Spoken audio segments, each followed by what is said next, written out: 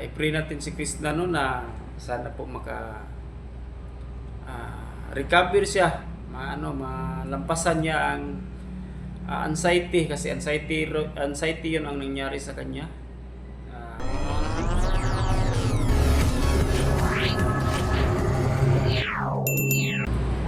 Magandang araw sa inyo mga idol, kumusta? Ang ating mga Peking Koreana supporters at ang ating mga Pugong Biyahero supporters, kumusta po? Welcome to my YouTube channel, Miltik Romero TV.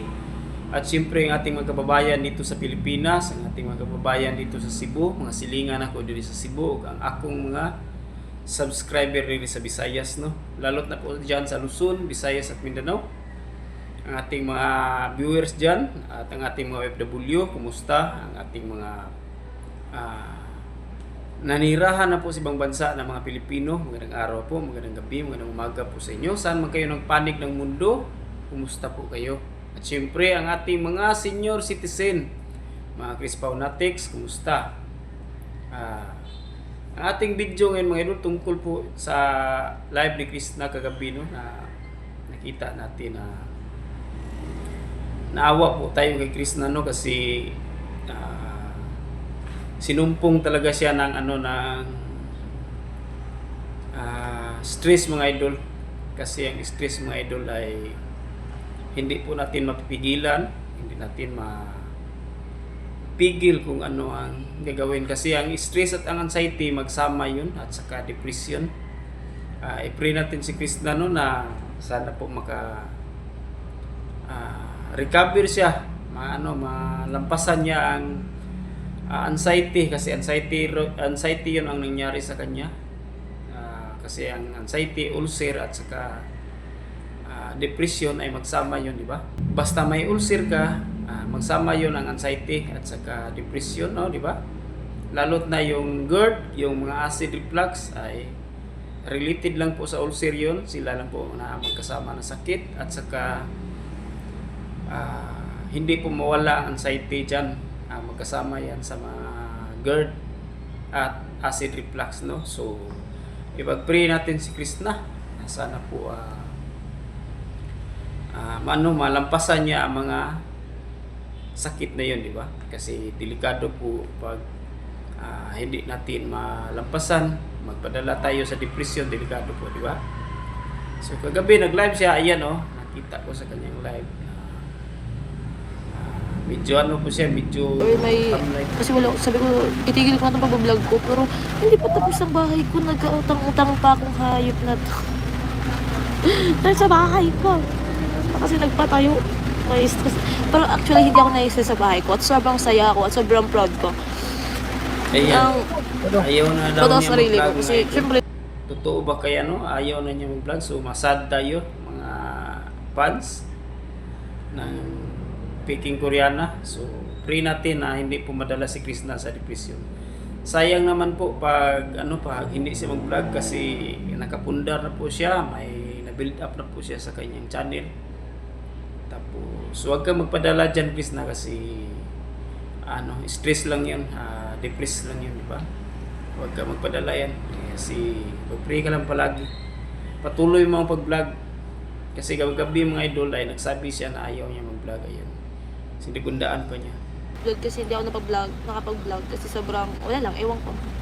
Stress kasi ako, then wala na akong planong mag-vlog. Yun, nasa utak ko kanina, so wala. Ayoko na itong mag-vlog. Ayan, ipag-pray natin si Krishna mga idol no, na malampasan niya ang lahat na yun, kasi stress yun. Magsama kasi ang anxiety at ang stress at saka ulcer, magsama yun, di ba? So dapat ay niyang sarili niya, i-convince niya na labanan niya ang anxiety, kasi pag hindi malabanan, ayan, sabi niya maghinto na po siya ng vlog. So dapat labanan niya, kasi anxiety yun, kasi ang anxiety ay ang utak natin ay dinidiktahan ng stress at anxiety, di ba? So mahirap talagang labanan pag ang utak na ay magdikta. So dapat labanan niya, mag-pray lang po siya, kasi sayang pag hindi na po siya mag-vlog, kasi yun ang kanyang source of income, no, para tulong sa kanyang pamilya at sa kanyang farmhouse para matapos. Kailangan na magpursige siya mag-vlog araw-araw kasi pag mag-discourage siya, magpadala siya ng anxiety, ay delikado, di ba? Mahinto siya sa pag-vlog. So sayang ang opportunity. Sikat talaga si Krishna at saka may napundar na po siyang mga subscriber. So dapat tulungan natin ipag-pray si Krishna, mga idol, na ipag-pray natin si Krishna, mga idol, ipag-pray natin na malabanan niya ang anxiety, kasi yun ang sakit niya ay sinabayan ng anxiety kasi ulcer yun. Magsama talaga ang anxiety at ang ulcer, di ba? So labanan mo, Krishna, wag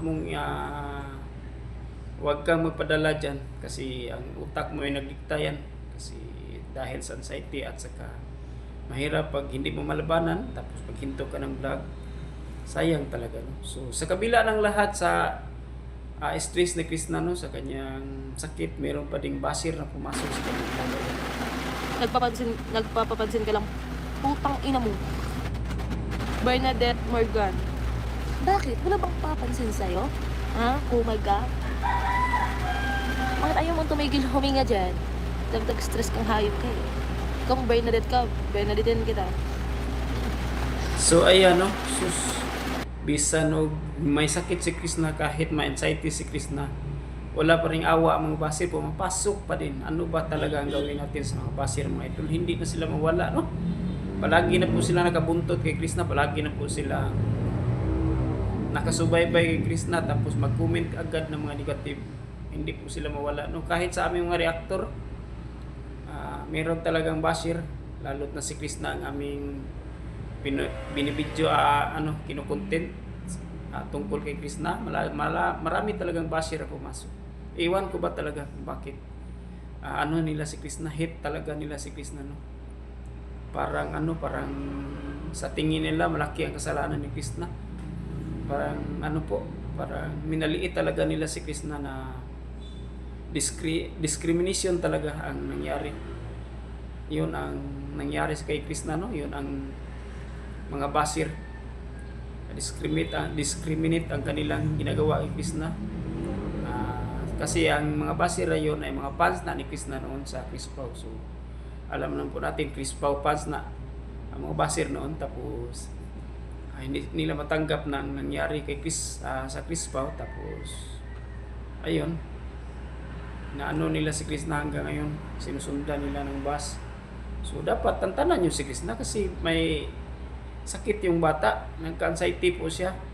Dapat tulungan natin mag-pray na malampasan niya ang lahat.